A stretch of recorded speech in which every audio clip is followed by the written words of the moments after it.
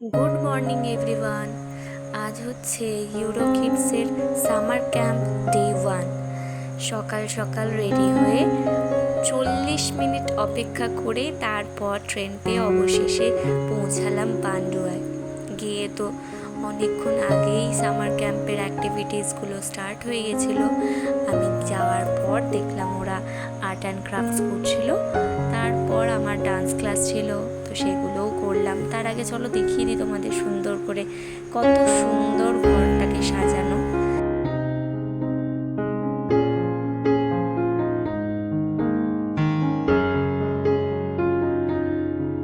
যাই হোক, ক্লাসটা ওদের সুন্দরভাবে করালাম।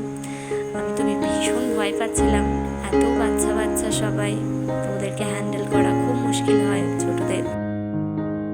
ডান্সটা সুন্দর করছিল ওরা সবাই। আমি করিয়ে তারপর বেরিয়ে পড়লাম ওখান থেকে। বেরিয়ে টোটো করে চলে এলাম স্টেশনে এসে একটা লস্যি নিলাম।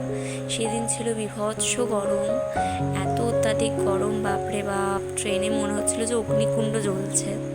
তারপর ওখান থেকে স্টেশন থেকে অটো ধরলাম, অটো ধরে চলে এলাম বাড়ি।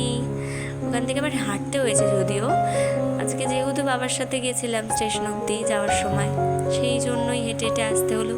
কেউ তো নেই নিয়ে আসার মতন।